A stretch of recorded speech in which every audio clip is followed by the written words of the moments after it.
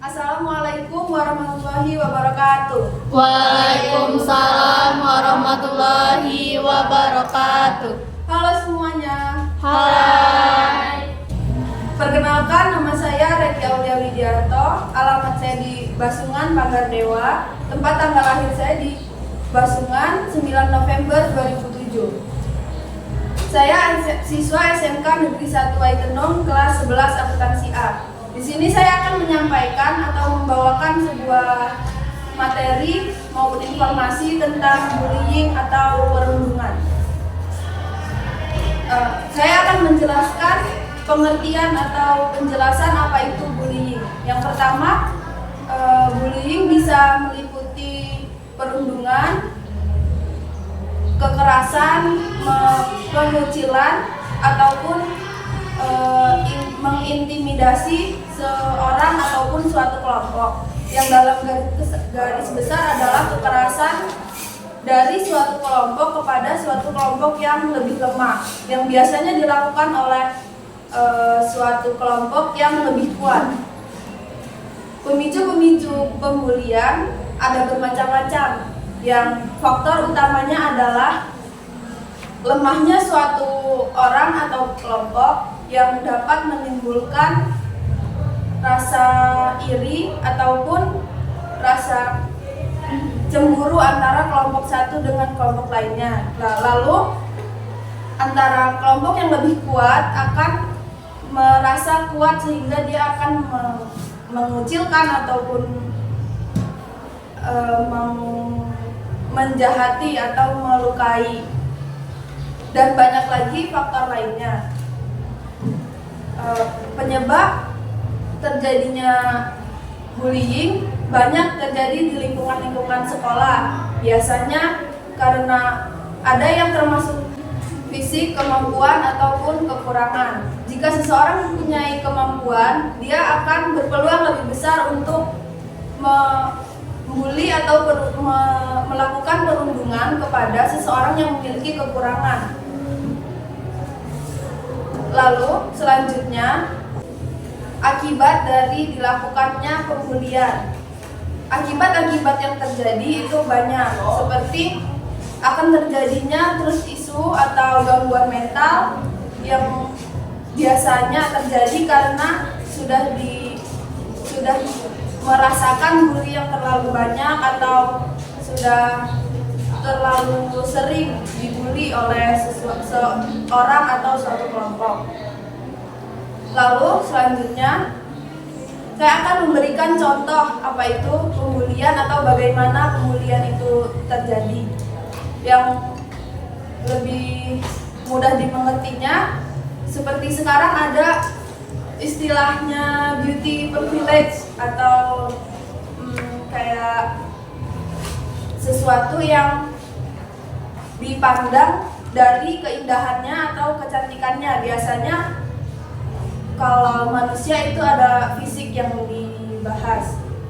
Jadi kayak misalnya contoh pembuliannya, ada satu orang, si cewek A dan cewek B. Terus yang si cewek B ini lebih cantik dari si cewek A. Jadinya yang cewek B ini bisa melakukan bully kepada cewek B dengan alasan membawa fisik karena dia lebih cantik. Lalu selanjutnya, contoh yang kedua, kemampuan atau memiliki kemampuan atau kekurangan fisik. Seperti contohnya, banyak orang-orang yang memiliki kekurangan atau disabilitas, yang seperti contohnya buta atau tuli. Pastinya ada seseorang atau suatu kelompok yang akan membuli seseorang itu yang memiliki kekurangan. Itu contohnya dan termasuk dalam faktor fisik. Lalu ada juga bullying yang diawali dengan saling ejek-mengejek, seperti yang sering ada di sekolah, saling ejek nama orang tua, saling ejek nama di jelek-jelekan, saling ejek fisik tentunya kan. Jadi kalau misal saling ejek nama orang tua, orang pertama memanggil orang kedua dengan sebutan orang tuanya, lalu ada salah paham atau yang satunya sakit hati, pasti akan terjadi cekcok ataupun permasalahan. Itu dapat menyebabkan pembulian jika ada suatu orang yang lebih kuat daripada orang yang satunya lagi. Lalu selanjutnya, jika saya akan memberi petunjuk atau apa yang harus dilakukan jika kita dalam situasi dibully ataupun dikucilkan. Yang pertama, jika kita dalam keadaan dibully atau kita yang terbully, kita tidak boleh diam saja. Kita harus melawan, walaupun yang membuli kita memiliki potensi lebih kuat, kita harus tetap berusaha untuk melawan apa yang membuli kita. Lalu apabila kita berada di lingkungan yang di satu lingkungan itu kita termasuk orang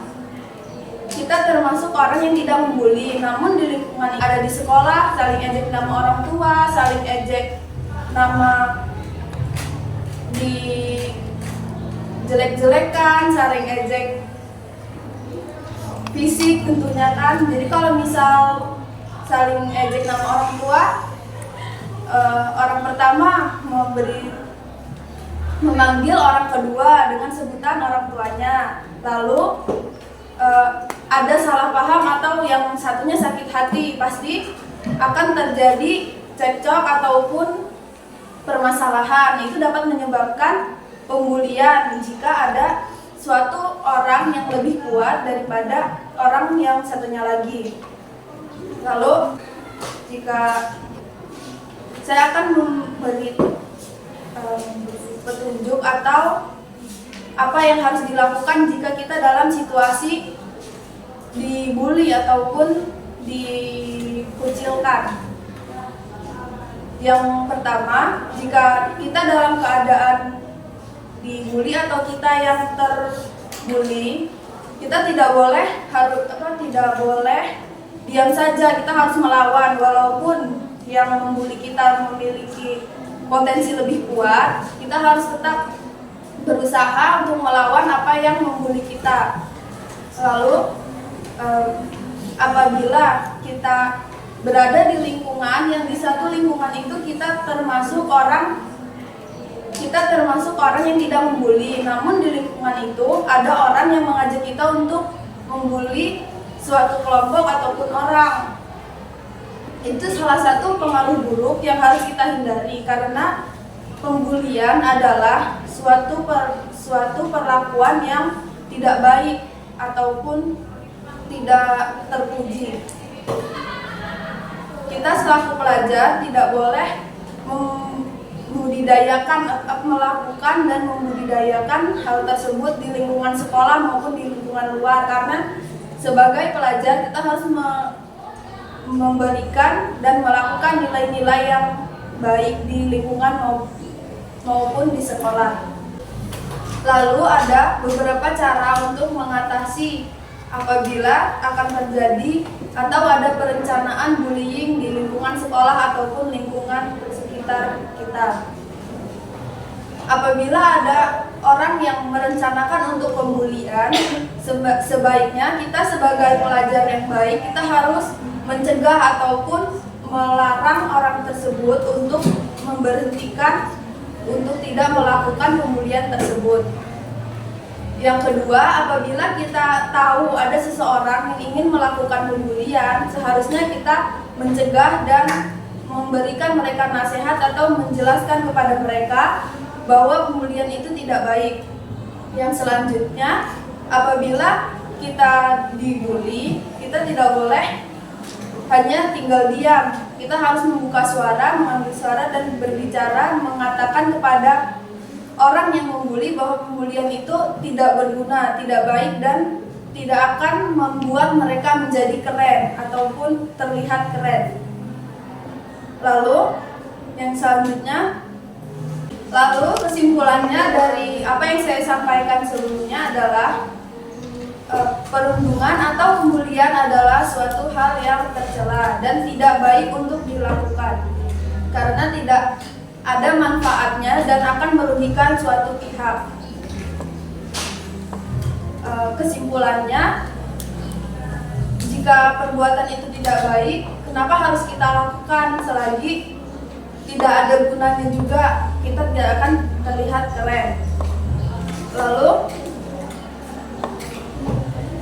apabila di lingkungan kita masih ada pembulian ataupun perencanaan pembulian ataupun seseorang yang berpotensi dibully, kita harus segera menasehati, berusaha untuk tidak melakukan, tidak terjadi dan tidak ada pembulian di sekitar kita. Lalu selanjutnya, cara untuk menghindari bullying kepada diri kita sendiri. Kita tidak boleh merasa lemah ataupun merasa bahwa diri kita kurang. Kita harus bersyukur dengan apa yang kita miliki dan tidak insecure kalau bahasa zaman sekarang. Lalu yang terakhir, tidak boleh terlihat lemah walaupun banyak cacian atau makian, ejekan dari orang lain kepada kita. Jangan baper bahasanya kan. Kalau kita baper nanti orangnya makin semangat buat ngebully kita, soalnya orang yang ngebulinya nanti ngomong tuh, baru digituin aja udah baper, pastinya nanti dia lebih giat lagi, lebih semangat lagi buat ngomongin kita, buat ngejek kita, nanti ujung-ujungnya jadi pembulian. Kayak seperti itu contohnya. Lalu motivasinya, semoga dari apa yang saya sampaikan dapat mencegah, dapat mengurangi terjadinya pembulian di lingkungan kita, di lingkungan sekolah maupun di lingkungan sekitar di rumah. Sekian yang dapat saya sampaikan, semoga bermanfaat bagi kita semua dan bagi yang mendengarkan. Saya akhiri, wassalamualaikum warahmatullahi wabarakatuh. Waalaikumsalam warahmatullahi wabarakatuh.